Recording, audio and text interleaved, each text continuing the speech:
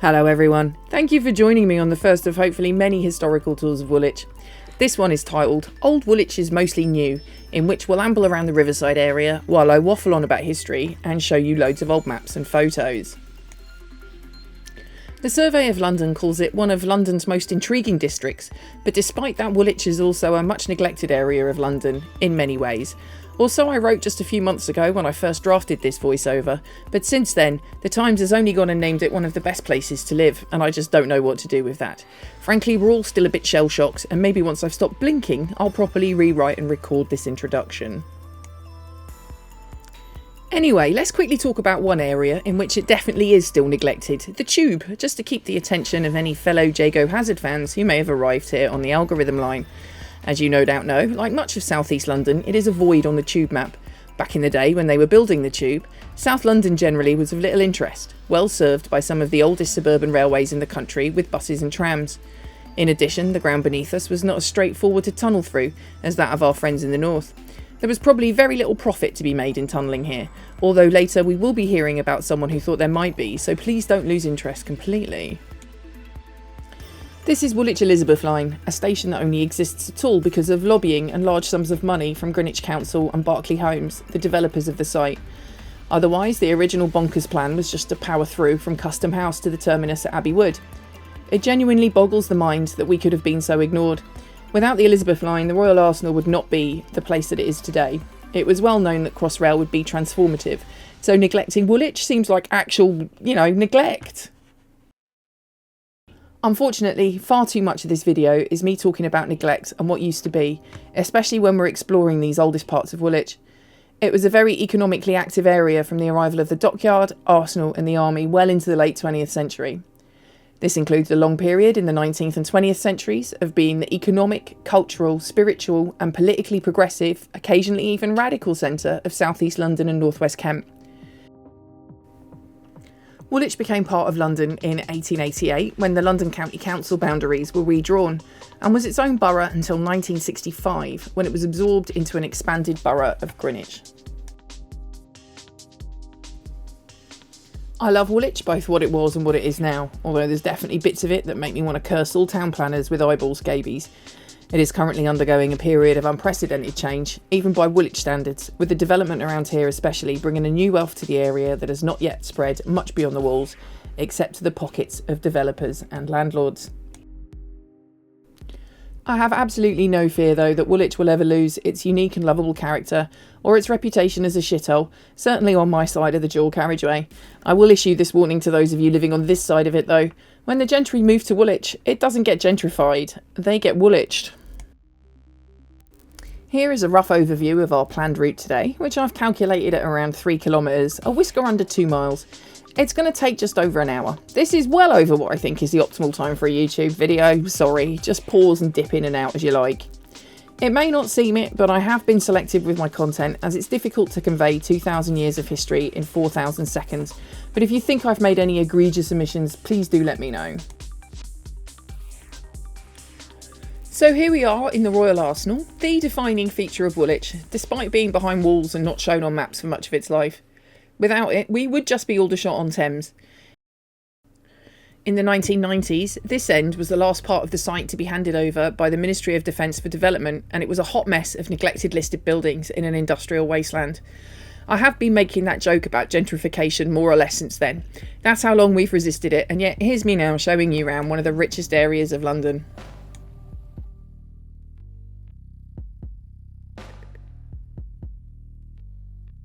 We will only be skimming the surface of the Royal Arsenal in our promenade today, as it's a whole tour in itself. I'm only really interested in the Arsenal's role in Woolwich history, so I'll leave that tour to the people that care about it, and I'm just going to summarise as we go through to the river. We are close to the site of Gun Wharf, the original royal dockyard, where Henry VIII's flagship, known as the Great Harry, was built and launched in 1514 as the largest warship in the world. The area currently known as Woolwich Dockyard is a wee bit to the west of here and will be in a future tour.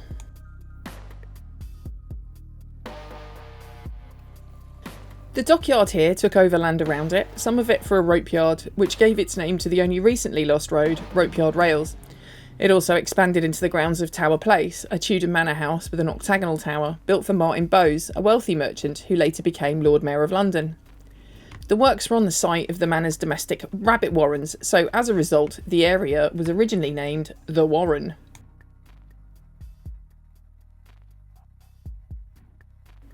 After the Dutch Navy attacked Chatham in 1667, the decision was made by Charles II to take over the whole Tower Place estate and fortify it, so his cousin Prince Rupert did just that. By 1671, the Crown had purchased Tower Place itself and the site continued to grow. In 1695, the Royal Laboratory was established.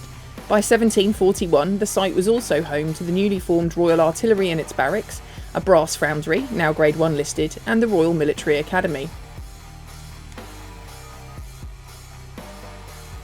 Now rather large, the site was renamed the Royal Arsenal in 1805 at the suggestion of King George III.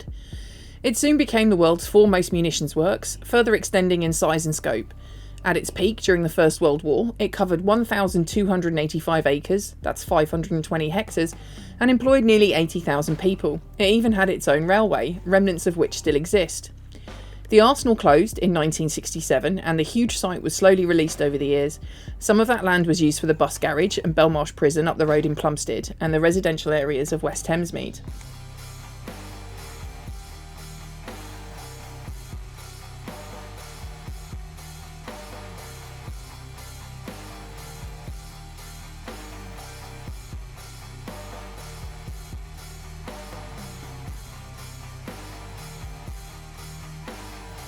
The Arsenal Riverside area is where Woolwich was first settled over 2,000 years ago. It's possible that the name doesn't actually mean the obvious thing, that is, market town for wool, as we have no evidence of a wool market or noteworthy sheep farming.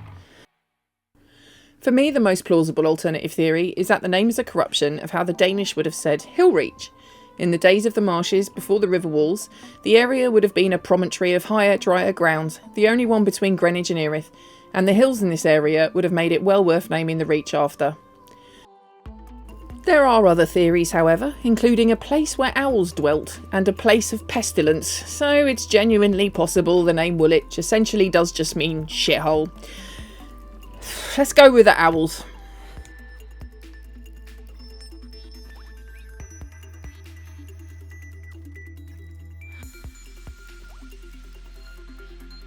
Anyway, Woolwich, whatever the origins of its name, is older than London. There was a settlement here from at least the early Iron Age.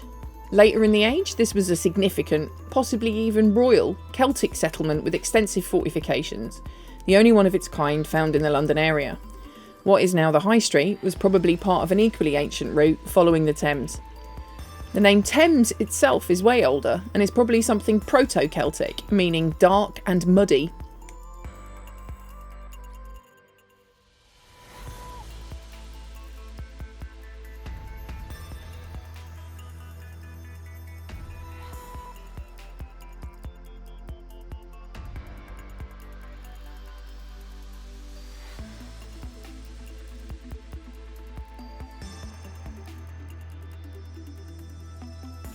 The dial arch is on the site of the Roman cemetery, the size of which confirms that it was probably by a significant town. What we see here now is the remnant of an epic compound of buildings called the Great Pile, of the same age as the foundry. The grand dial arch itself was the entrance. Our most famous Woolwich rejects, Arsenal Football Club, were founded by workers here in 1886 as Dial Square FC. They renamed themselves Royal Arsenal a month later and Woolwich Arsenal in 1893.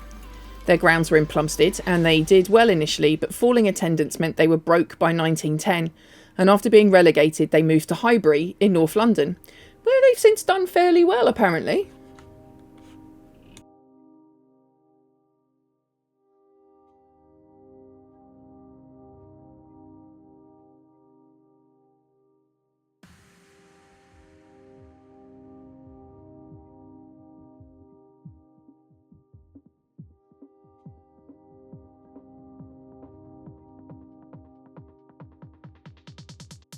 By the later Roman period, the Celtic settlement was abandoned by the natives, but the Roman settlement did well, and may even have had a ferry here. They were followed by the Saxons, who built a church on the site of St Mary's, shifting the centre of the settlement west to the higher ground and away from the increasing marsh. Even so, the medieval fishing village that evolved was prone to flooding, and it was during this period that the embankments and walls along the river began to be built. Around 1500 it had a total population of just a few hundred, but with the establishment of the dockyard and the arrival of the Board of Ordnance, the town began to grow. By the time Samuel Pepys moved his family here to escape the plague in 1665, there were around 1,200 people in 280 households, with about 300 people working in the dockyard. As the warren was fortified and increased in size, so did the town, but the setting was still largely agriculture with some industry, such as pottery kilns and the glassworks, taking advantage of the nearby sandpits, which also shaped the town.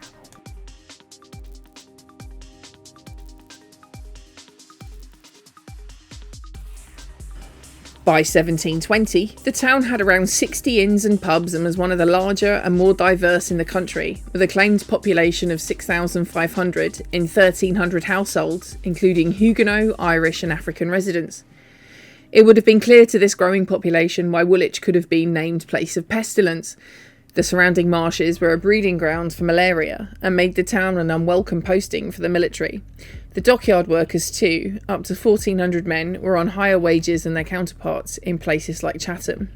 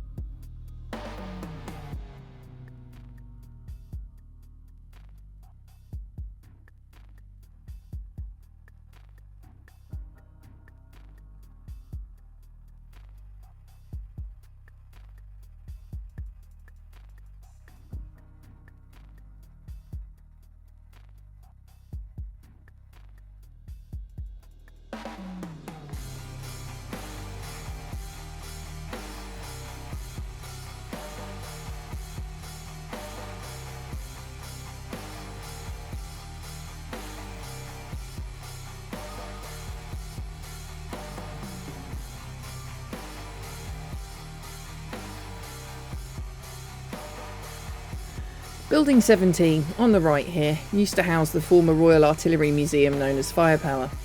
I'm really sad it's gone. It was a brilliant museum. There used to be part of the so-called Iraqi supergun on display out here. The museum was originally at the Rotunda, which I'll point out in a future military Woolwich tour.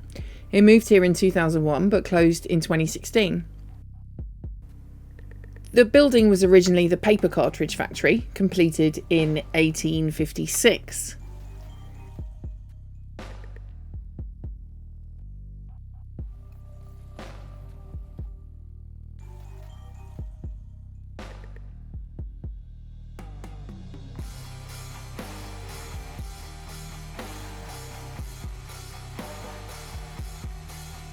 Building 41 on the left, now the Woolwich Works, was used by Firepower and the much missed Greenwich Heritage Centre from 2003 to 2018.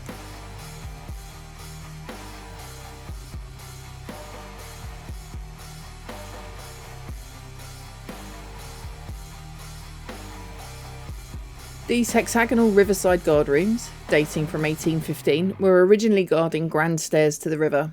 The 16 statues are an artwork called Assembly by Peter Burke, here since 2005. Burke was a former engineer, and his engineered men with their military bearing are perfect for the arsenal, and it's hard to believe they weren't specifically designed for this spot.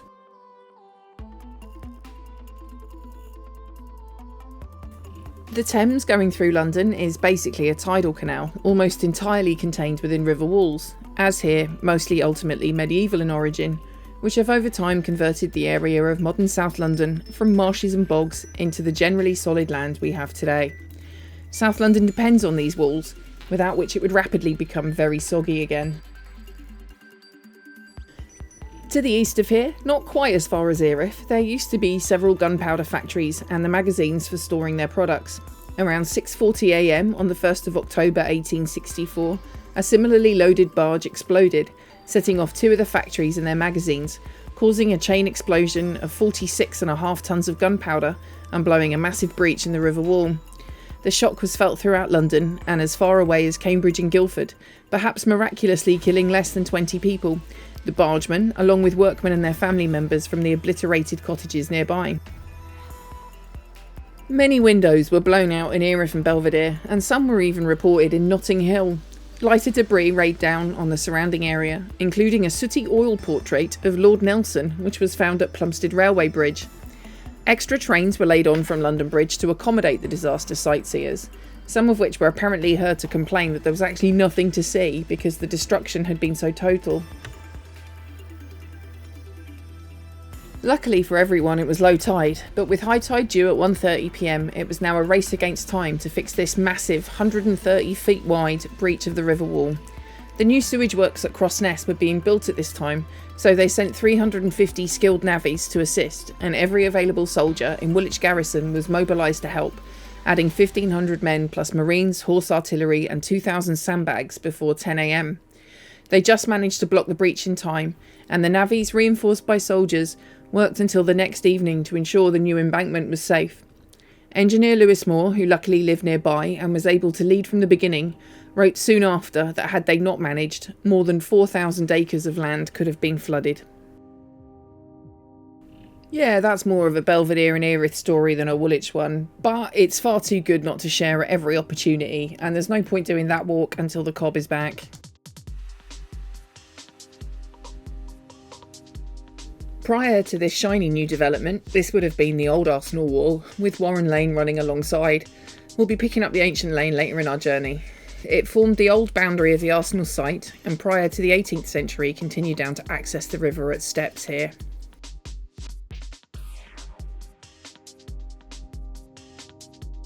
Our next disaster was not averted, and is most definitely a Woolwich story. It's better known than it used to be, but is still one of the country's lesser known catastrophes, despite a high death toll.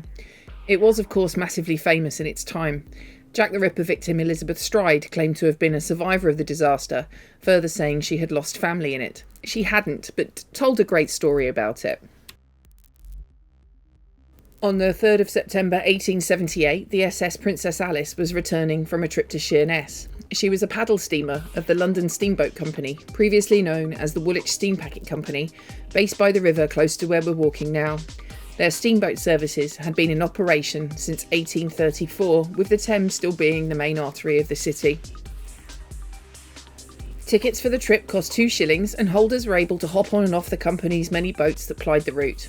On this trip, she was around capacity of 936 passengers, although the exact number was unknown due to the way the tickets were used. About an hour after sunset, as she entered Galleon's Reach and came in sight of North Woolwich Pier, a collier, SS Bywell Castle, was also spotted. In a very short time, the two vessels collided, Bywell Castle striking Alice on her starboard side just in front of her paddles, splitting her in two. She sank within 4 minutes. The crew of the Bywell Castle dropped ropes, threw anything that might float into the water and launched her lifeboat. They rescued 14 people, and other boats in the busy river also fished out as many people as they could. Unfortunately, the quick sinking and several other factors combined to give a death toll of 600 to 700. Many passengers couldn't swim, and the skirts of the day would have hampered many women's efforts to escape. Only 2 people who had been below decks or in the saloon at the time survived the collision, and a diver sent to examine the wreck reported that the passengers were jammed together in the doorways of the saloon, mostly still upright. Far greater a threat than any crinoline to the lucky 130-odd people who made it off the sinking boat and were rescued was the mind-bogglingly dirty river. And not just from the general nastiness and industrial pollution, it was literally full of shit. That sewer outfall at Crossness and its twin across the river had, just an hour previously, released 75 million imperial gallons, or 340,000 cubic metres of raw sewage, and the tide had not yet carried it out. Even the people of the day, more than used to shit and trauma, considered the survivors to have suffered. That's assuming the survivors actually did survive. Several of the people who were rescued from the foul water later died, 16 of them within 2 weeks, and many were very, very sick, all because they had ingested some of the water. Further, the bodies of the victims decomposed super quickly, and their clothing discoloured and rotted too, making recovery and identification even more fun. Maybe that's why it's still something of a forgotten disaster, even in these days of documentary barrel scraping. Who wants to imagine drowning in that? It's easy to imagine Long Liz dramatically saying, "I can still taste that river," as a line to score drinks, and I think we would all buy her one. The mass grave and memorial for the disaster is at Woolwich Cemetery, which I will be covering in a future Plumstead walk. A memorial window was also commissioned for St Mary's Church, which we will be passing later. Their best memorial was probably that it became frowned upon to dump raw sewage into the Thames, even here, and new arrangements were put in place to treat the sewage before dumping it at sea.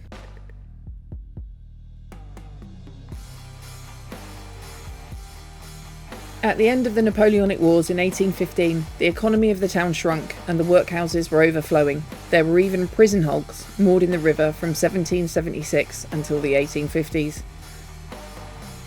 The rope yard closed in 1833, the site was cleared and Beresford Street was laid out, along with rope yard rails taking over the long straight lines of the old rope walks. By the 1840s, Woolwich was prospering again, but a local figure described it as the dirtiest, filthiest and most thoroughly mismanaged town of its size in the kingdom. Industrialisation brought mechanisation and new technologies to the dockyards and arsenal, and what we think of as the town centre began to emerge, spreading from the other side of the high street away from the stench of the river. The Riverside area became a notorious slum called the Dust Hole, an area so dodgy the squaddies of the day were banned from entering it. People of any class did not want to live or shop anywhere near the disgusting river. In those days, Woolwich had the worst mortality rate of any London area, but by the time the free ferry was opened, slum clearance and improvements were well underway.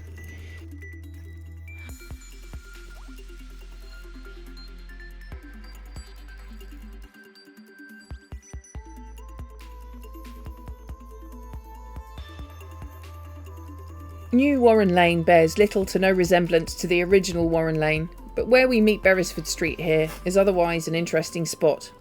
The road has been a bleak dual carriageway for decades now, but in Victorian times would have been lined with shops, pubs, chapels, schools, dwellings and other period features, like the theatre on the site of the hotel here.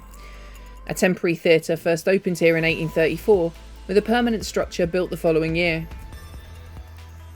This was reconstructed in 1900, and in the 1920s it was renamed the Woolwich Empire, the name by which it is best known.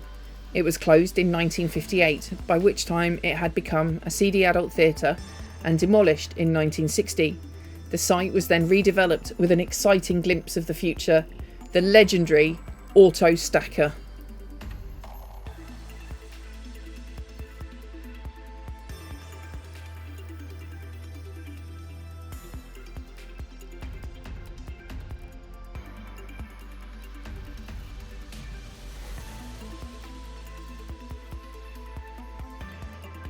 Eight stories of sheer engineering optimism with which Woolwich Borough Council hoped to solve the town's parking nightmare. The Auto Stacker was an automated car park with a complex system of belts, lifts and dollies moving cars from the ground to a parking spot.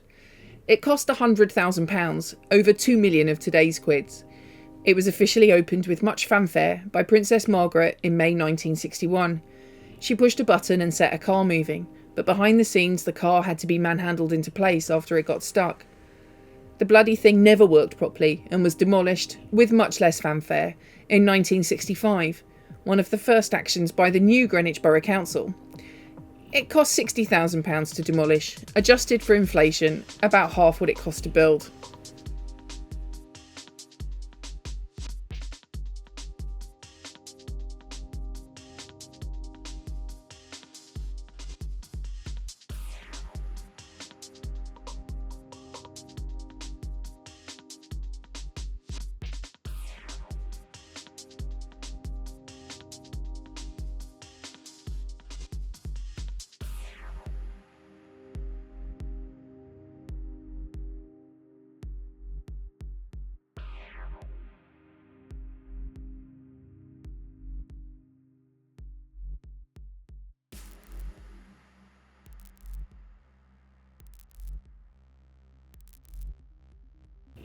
Riverside House was formerly an office block whose tenants have included the British Egg Marketing Board, but was latterly used mostly by Greenwich Council.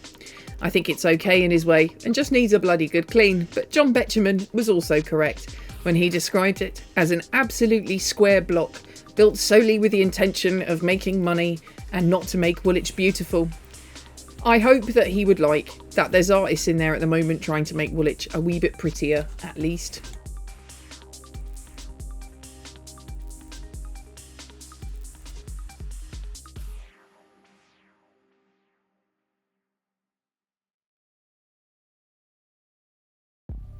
The dust hole was replaced with more industry, more arsenal and more power stations, the first of which opened as early as 1893, more or less on the site of Gun Wharf, the original dockyard we mentioned earlier. As we walk back towards the river past the new blocks, we are roughly following the old eastern boundary of the most recently demolished power station complex. Redeveloped and expanded in the 20s, 40s and 50s, it ultimately had 3 tall brick chimneys and occupied about 7.5 acres. It was closed in 1978, with demolition of most of the site taking place soon afterwards, although the control room lasted into the 21st century before being demolished in 2004. The only remnant of the power station is this old jetty built in the 1930s.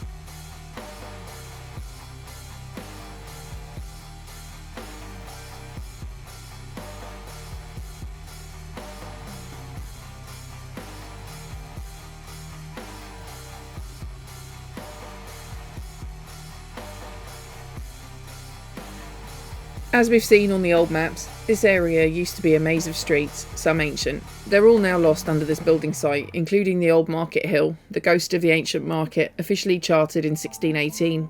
We'll talk about it a bit more when we get to the High Street. We are in some of the oldest parts of Woolwich here, not that you'd know it from its current state. The original Celtic settlement was just by here. After the power station was demolished, that area was largely wasteland, pending redevelopment. The original 70s and 80s plans called for mixed residential, leisure and retail, but in the end, only the leisure centre came to fruition, and this end of the site, originally slated to be a Sainsbury superstore, was used for car parking and left to waste until it briefly became a much-loved Riverside skate park in the years around the turn of our century.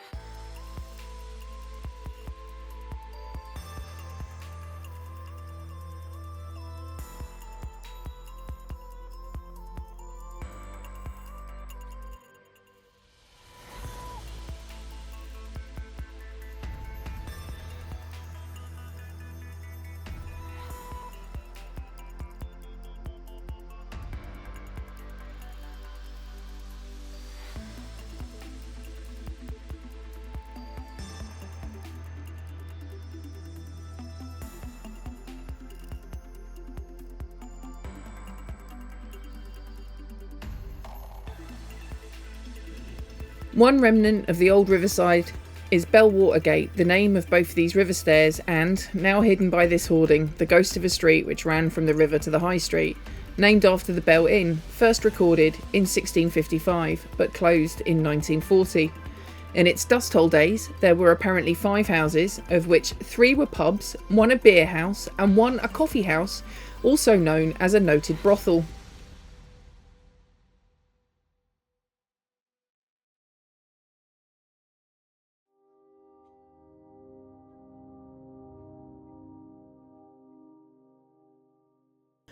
Bellwater Gate would have been the main entry point from the river, but this area was the bustling gateway to the town, with several sets of stairs as well as jetties for riverboats and ferries.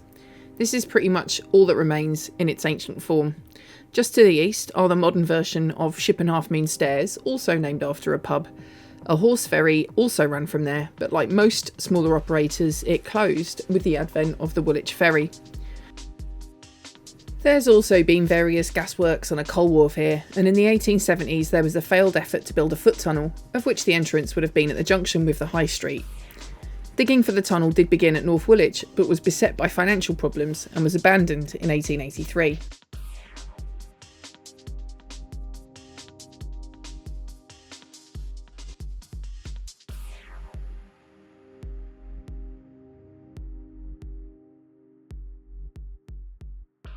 Historically, North Woolwich is part of Kent rather than Essex, and in those days they would have been under the same local authority, making such projects much easier, so that wasn't the only abandoned plan for tunnels under the Thames here.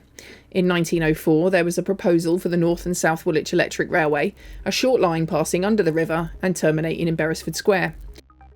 Far more excitingly, in 1919 there was a proposal for a tunnelled monorail with a similar route under the river and then possibly onto East Ham.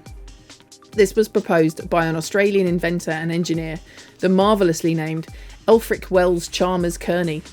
It seems rude to call him a Lyle Lanley figure, as his system may well have worked, but he did pop up and suggest his high-speed tube system all over the UK, and indeed the world, wherever there seemed to be a need for it.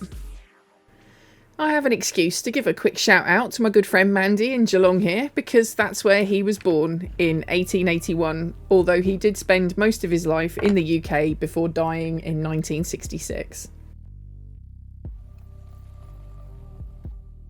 Alas, neither the two-stop tube nor Kearney's not a monorail got past the discussion stages, but one does wonder what might have happened if the two Woolwiches had got their own tube, and that's certainly a parallel universe worth thinking about. If only Elfric Wells Chalmers Kearney had had a catchy song.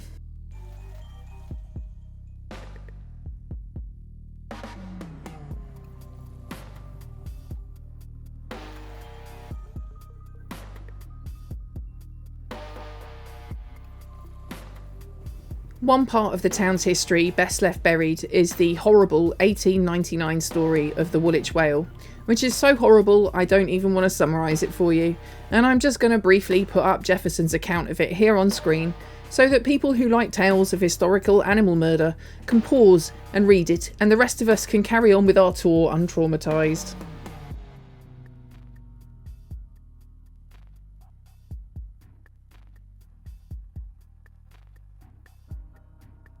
What remained of Old Woolwich in this area was cleared to make room for the Waterfront Leisure Centre, which was completed in 1988 but is now considered to be life expired. It's being replaced by a new facility next to the Woolwich Arsenal Station, where construction is underway. The ferry dock is pretty much where it was before it was rebuilt in 1966, although the approach road has been moved and the dock realigned. More about that later, obviously.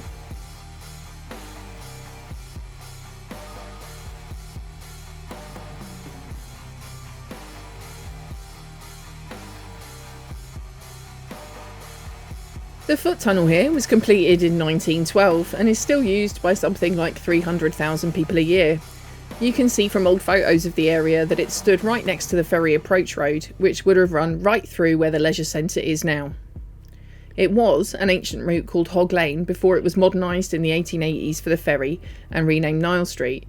You can see its ghost here because the original plans for the centre were for it to be 2 buildings on either side of the old street, preserved as a pedestrian route, and this Riverside walk was completed before the plans changed. It also explains why the middle bit of the waterfront looks exactly like a tacked-on afterthought.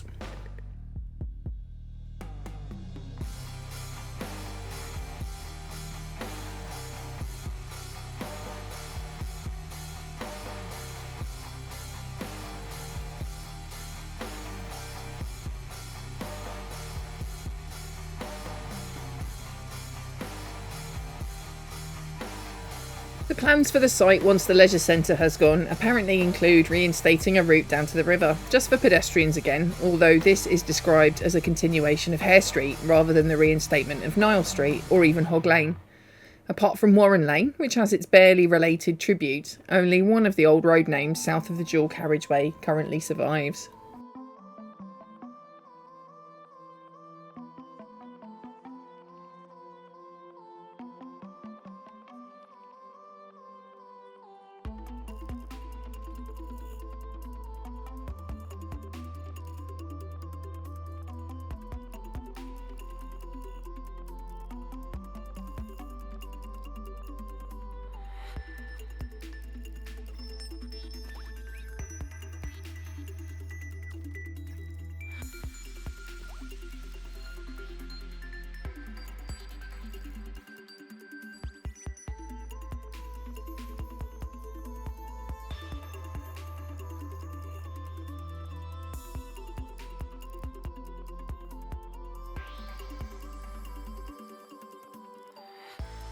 Glass Yard is the last street name remaining from the old Riverside town, and as we turn here, the straight bit up to the high street on the left is the same line as can be seen on the old maps. The name comes from the glass factories here in the 17th century.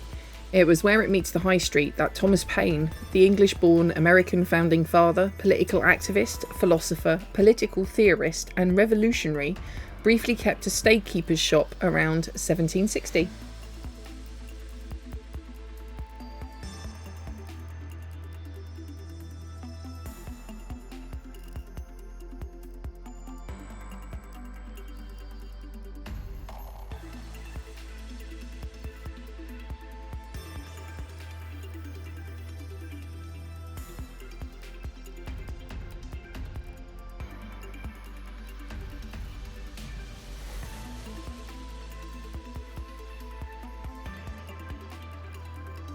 Given the split nature of Old Woolwich over the two sides of the river, it's no surprise there have been ferries since ancient times, the first written mention being in 1308. It's currently used by about 2 million passengers per year because it is the only road crossing for vehicles between Blackwall and Dartford, and unlike the tunnels there, it has no height restrictions for HGVs. Prior to our ferry, there were commercial horse and steam-powered ferries crossing the river, including those of the railway company that had the line to North Woolwich, but these were not enough. Discussions were held considering a municipal ferry, but as this would have been prohibitively expensive, the town appealed to the Metropolitan Board of Works for a crossing. After all, the rates paid by people here in the east were subsidising the West London bridges, which the board had recently taken over and made free. In 1884, therefore, the board agreed to provide two ferries at a cost of over £10,000 each, or nearly £1 million in today's money, and it finally opened in 1889. In the end, it all cost £191,444, or about 16 million quid today, including compensation paid to the watermen and companies who had operated smaller ferries, all now doomed. Of course, it proved to be a popular and necessary service, at the time the only crossing in the east at all. With the rise of motor traffic in the 20th century, the Victorian boats became obsolete and were running seriously over capacity, so were replaced in the 20s and 30s. These paddle steamers and their crew had heroic moments in the war, working in blackout 24 hours a day when needed, including when they evacuated the residents of Silvertown during the massive air raid of 7th of September 1940, floating oil turning the river to fire around them. By the 1950s, the traffic situation was again rather desperate, and long queues for the ferry, even when it was operating a full service, were inevitable. Work finally resumed in 1959 on the Dartford Tunnel, having begun before the war, and in 1963 the old paddle steamers, having sailed something like 4 million miles with about 180 million passengers, were replaced with new diesel boats built in Scotland at a cost of £804,000, or over £14 million today. The new terminals, the ones that still exist now, were completed a couple of years later. The new ferries had been designed to load from the sides, as required by the old pier, and from the ends, as required by the new. The 1960s boats continued the political theme of the previous names, with former trade unionists Ernest Bevin honoured, along with John Burns, also an historian who coined the phrase "the Thames is liquid history," and local legend James Newman, member of the council and former mayor, who was given the OBE for serving the town, which he did until he died. In 2014, another renewal began, with Transport for London refurbishing the piers and ordering new boats with hybrid engines at a total cost of £20 million. Moving away from political names, the new boats are named for Dame Vera Lynn, who was born in East Ham, and Ben Woolcott, a young ferry worker who was killed when he was dragged overboard from the Ernest Bevin in a 2011 accident. These newest boats arrived in 2018 and the old ferries were sold for scrap, much to the annoyance of many, especially when the new ones turned out to be a bit crap. In 1966, each vehicle journey was calculated to cost 7 shillings and 1 pence per vehicle, which is apparently the equivalent of about £6 today. In 2012, it was estimated by TfL that keeping it free then cost a subsidy of 76.5 pence per passenger, probably about £1 or a couple of eggs in today's money.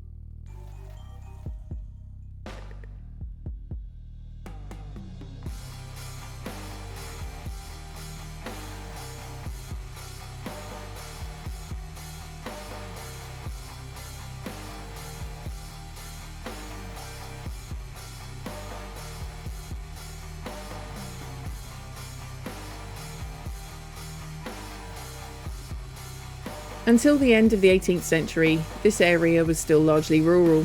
Power Street was laid out as a dirt track in 1782, a straight bypass for the wandering High Street and Warren Lane, taking people more directly from St Mary's Church to Green's End, then still a separate hamlet.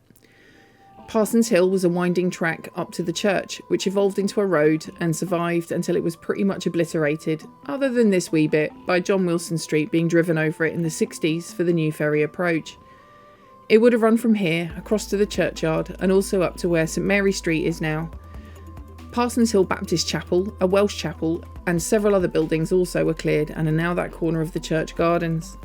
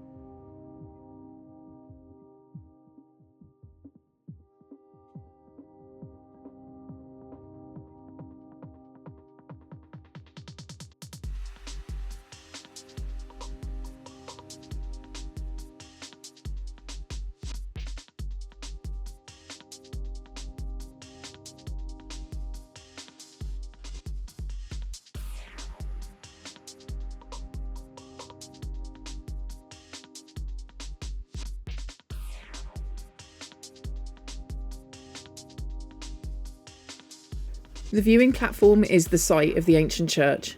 The original Saxon church was replaced with a Norman church dedicated to St Lawrence, which survived until the 18th century, when it was pretty much falling apart and had been further damaged by the road being laid there to the north. The subsidence was so bad, human remains from the graveyard were being washed out down to the river.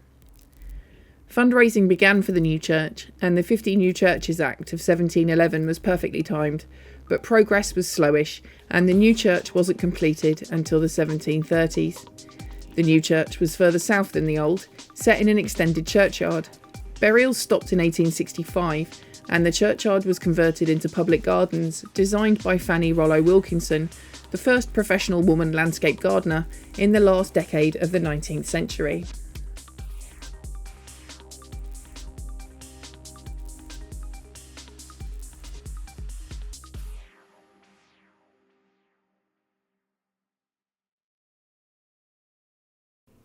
In the 1960s, the parish of Woolwich got a brand new vicar called Nicholas Stacey, who was rather cool and trendy, described as the sort to wear blue jeans under his cassock. The 60s were a radical time to be an Anglican in Woolwich, with the bishop, John Robinson, publishing a controversial book called Honest to God in 1963. In his last ever interview, C.S. Lewis said he didn't like it. Reverend Stacey inherited a much neglected parish, with much of it dirty and with only a tiny congregation. Church attendance in Woolwich was actually declining faster than anywhere else in the country at the time. The decision was made to close the other church in town, the even shabbier Holy Trinity in Beresford Square, and to modernise this one.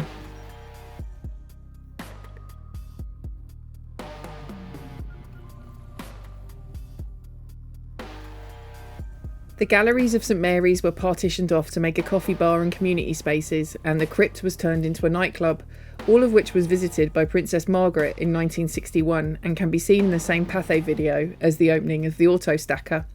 The current layout of the gardens also dates from this time. The partitions were removed a few years ago.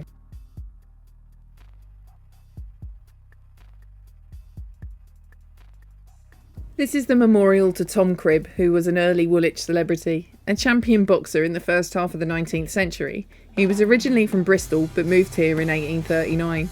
He died in 1848 and will be visiting the house where he lived and died here soon.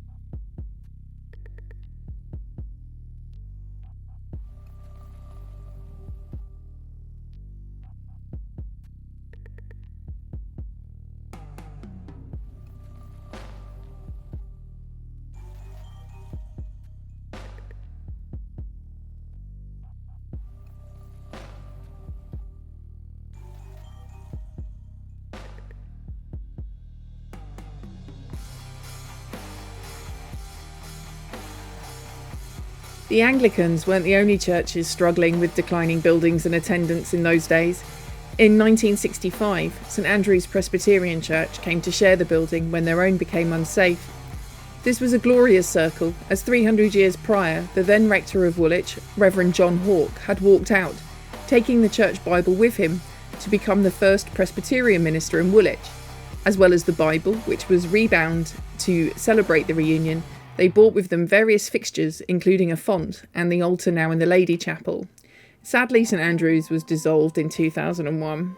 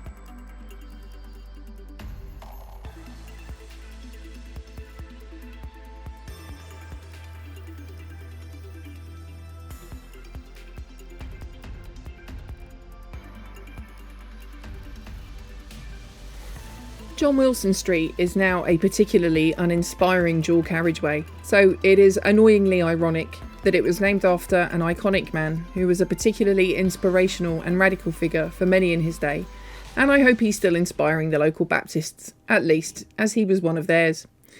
Born in 1854 in Scotland, he arrived in Woolwich as a student pastor and remained as full-time minister from 1877 until he died at home in Charlton, aged 84. As Stacey would a century later, Wilson had found his flock in a shabby state. The chapel he inherited was in such poor condition that the floor gave away and a congregant fell into a grave.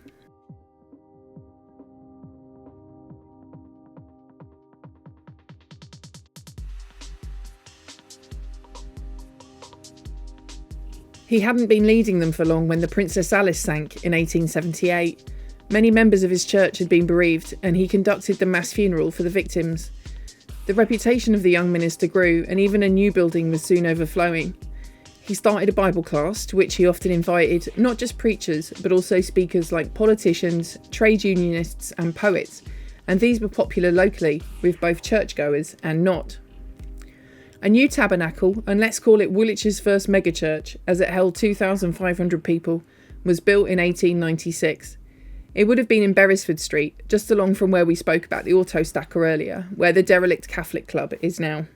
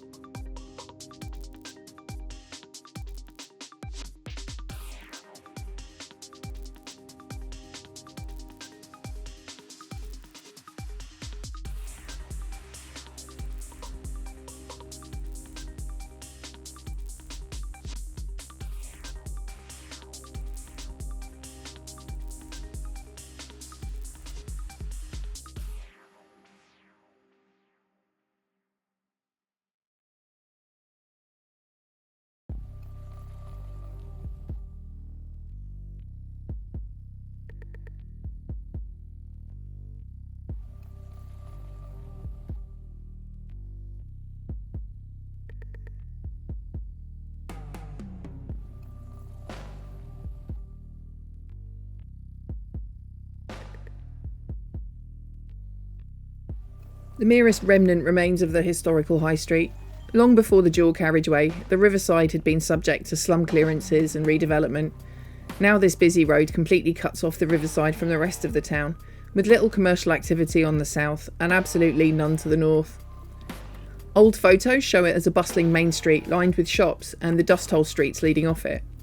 The focus of the town began to shift when the surrounding areas were redeveloped with paved streets from the late 18th century, sowing the seeds of our modern town centre.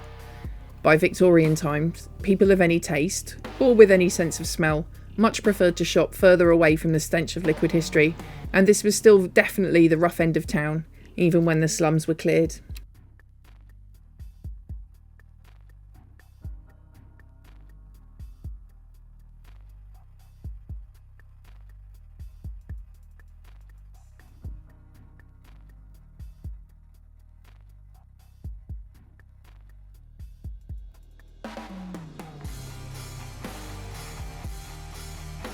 These unassuming shops, dating from the 1740s, would once have been typical of the booming town of those days. The pub, however, is only from 1930, replacing a building as old as its neighbours, from which the lanterns survive. It's probably a miracle anything survived at all. The idea that no one worth attracting would want to live and shop by the river at the grim end of Woolwich hung around long after much worse areas of London had become infested by yuppies. It's only now, a century since the slums came down, that housing is again being built.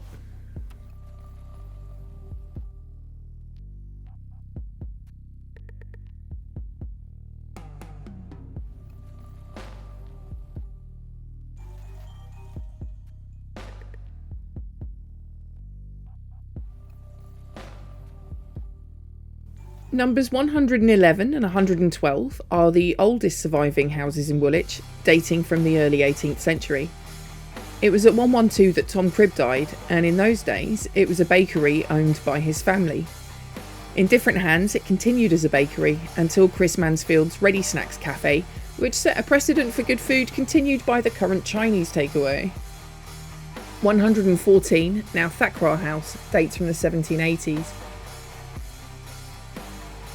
The junction with Hare Street was the site of the original Woolwich Hall, a manor house demolished in the 1760s. The working uses of its grounds and surrounding farms lived on for some time in place names like Dogyard and Cockyard, now Ferry Place, both of which we'll shortly be exploring.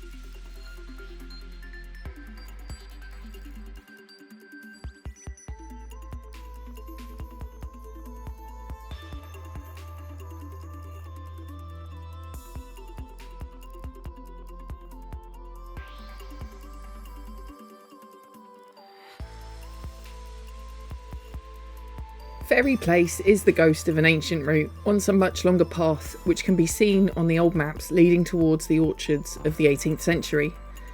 As Hare Street was developed, it was cut off and pretty much destroyed until its redevelopment in the 1840s, when a large cowhouse was built for the slaughterhouse opposite.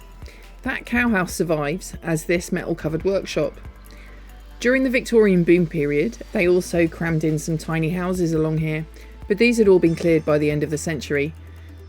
You can still see bricks and some foundations in the ground of the car park here, and we've also got this interesting retaining wall collapse at the moment too.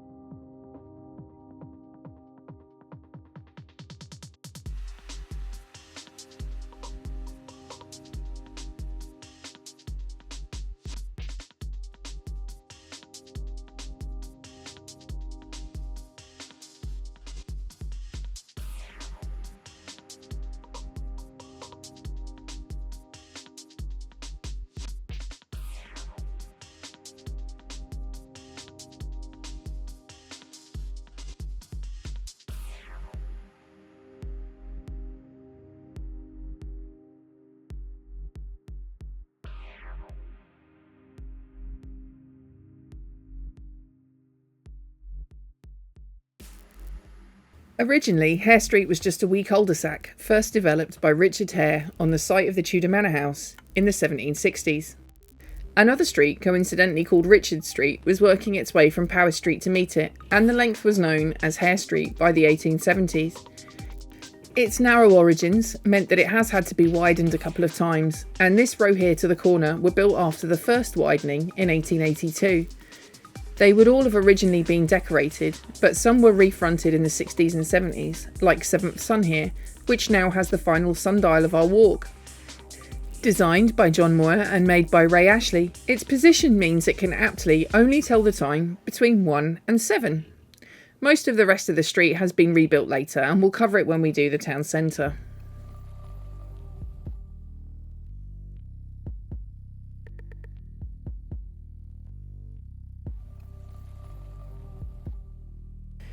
Here we are in Mortgrummett Square, originally Dogyard, a name with which it has alternated but is now lost, home of the brewery owned by the Hare family. The current name only relatively recently gained a sign and comes from an 1807 tenement development by men called Mortis, Graham and Mitchell. Their Mort granite buildings were lost in the 1880s.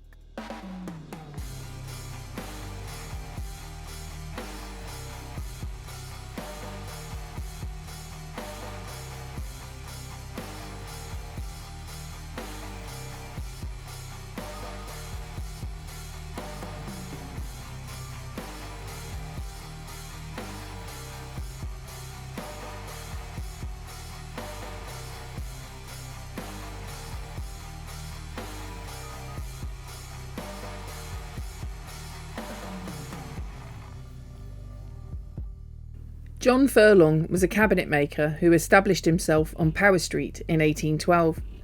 Over the years, his family diversified and expanded, including into motoring a century later.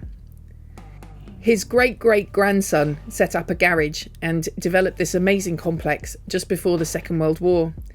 It expanded to the High Street in the 1950s and has been used for car-related stuff ever since, even if rather less glamorous now. As an historically interesting part of Woolwich, it is of course currently threatened by developers.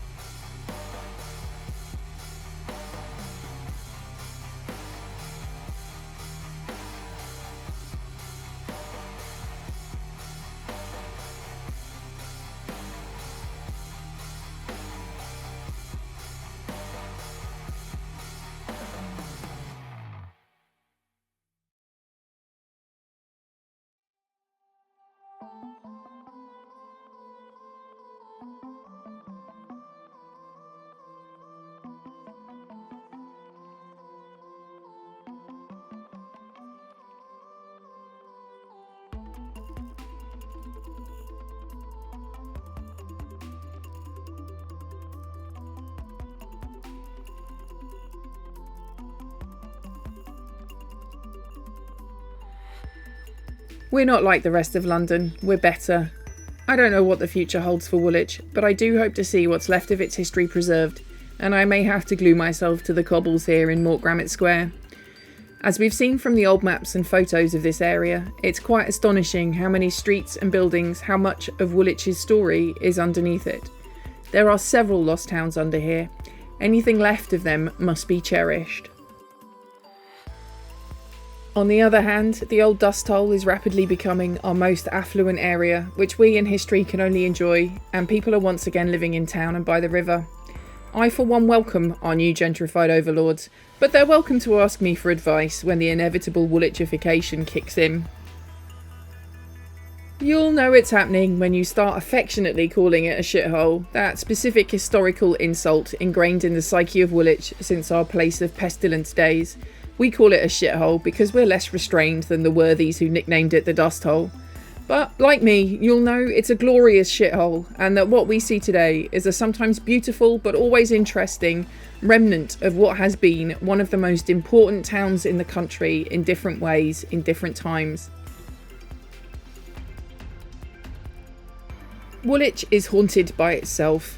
I hope I have explained some of those ghosts to you on this walk, and that you'll join me for my next tour of Woolwich Town Centre, entitled New Woolwich is Mostly Old, which will begin right here.